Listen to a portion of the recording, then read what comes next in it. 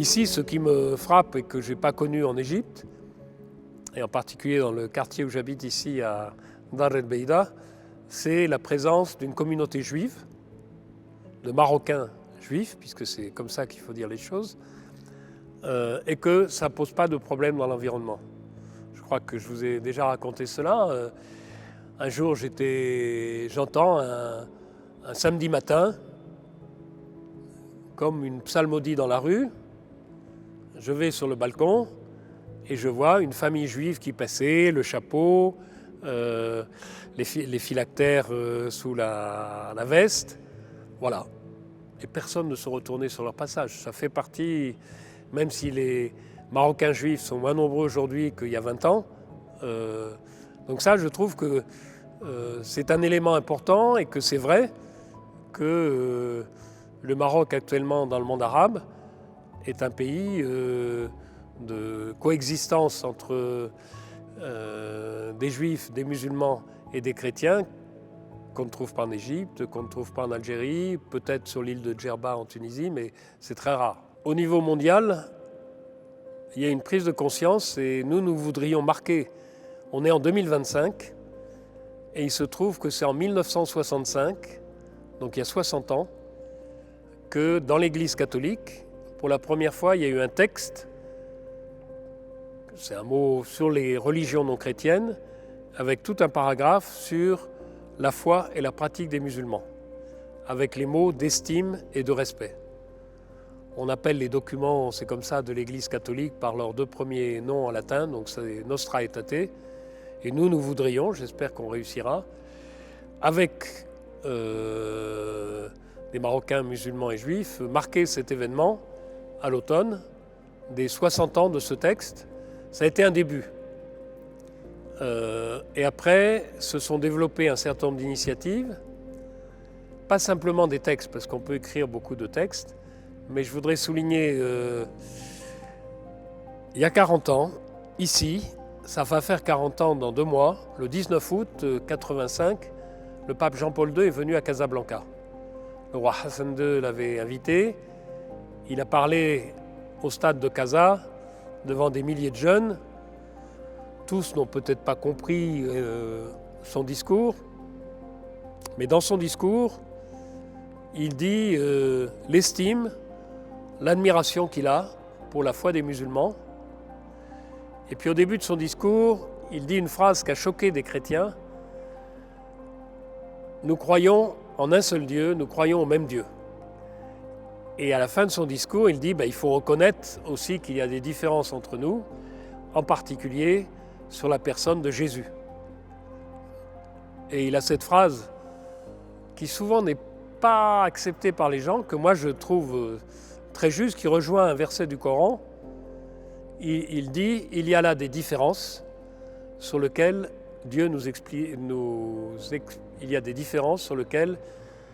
expliquera un jour. » Alors l'Église catholique, on a eu des papes successifs,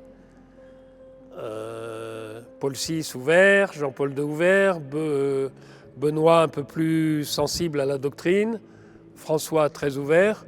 Donc tous les papes ont confirmé cet engagement dans le dialogue.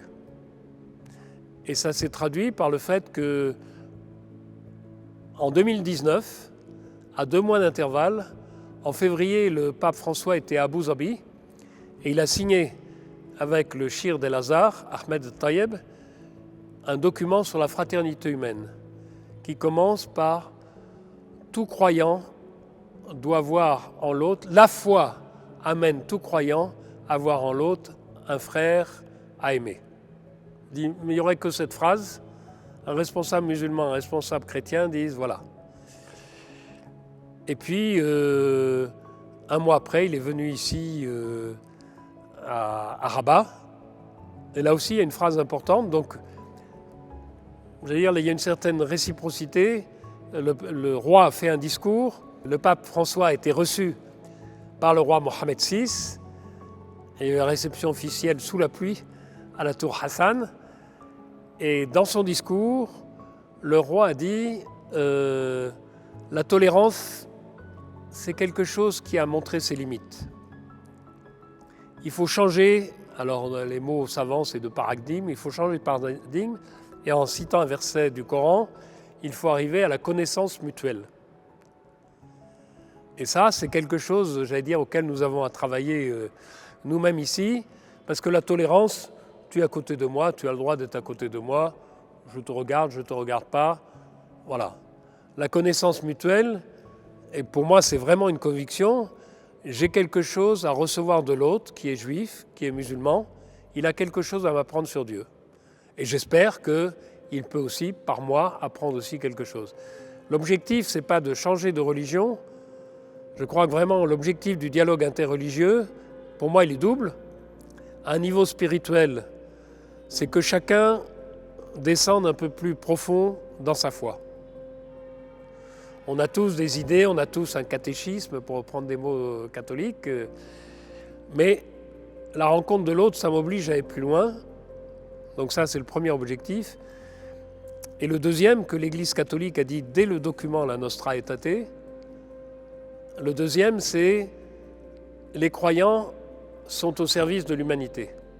Pour moi, le dialogue, c'est pas un juif ou un chrétien qui rencontre un musulman comme ça, c'est être ensemble, avec nos convictions, au service de l'humanité.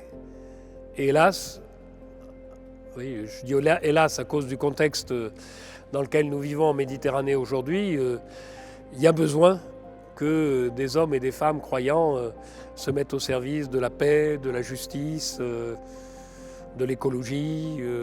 Donc il y a des tas de chantiers avant des discussions théologiques ou intellectuelles qu'il faut. Moi je suis théologien. La situation est différente.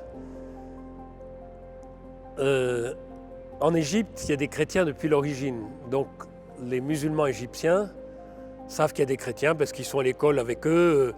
Il y en a un qui s'appelle Boutros, l'autre qui s'appelle Mohamed. On voit quelle est la religion de l'un et de l'autre. Donc, c'est différent d'ici où nous, chrétiens, nous sommes une minorité d'une minorité d'une minorité. Je crois qu'on est 0,001% de la population. Il y a en gros 25 000 à 30 000 chrétiens dans l'ensemble de la population marocaine. Donc j'allais dire le défi, c'est celui de la rencontre, de la reconnaissance. Ça suppose que c'est pas uniquement comme prêtre, c'est que les chrétiens sortent un peu de leur bulle ou de leur... Alors ça se passe dans la vie quotidienne, ça se passe pour moi avec des collègues d'institutions universitaires. Nous avons des liens, El Mouafaka, avec à Rabat, l'institution Dar el-Hadith el-Hassaniya. Et je sens que petit à petit, parce qu'il faut la confiance, puis les bonnes relations, il y a une estime réciproque là aussi qui se vit, et donc on peut faire confiance que des étudiants des uns aillent chez les autres. On sait qu'on n'est pas dans un but de prosélytisme. Donc le défi pour moi, c'est celui de la rencontre, celui de... C'est ça, d'une rencontre aussi, d'abord amicale, quotidienne, et puis aussi en profondeur. J'allais dire, mon espoir, c'est que peu à peu, avec des Marocains et Marocaines que je connais, on puisse aussi de temps en temps partager, j'allais dire, notre spiritualité. Pourquoi chacun et chacune croit en Dieu? Pas pour convaincre l'autre, mais pour apprendre de l'autre. Voilà, le défi, c'est... On est trop dans un monde où petit à petit, les uns se méfient des autres, ou des barrières, et donc le défi, c'est de construire des ponts, des relations,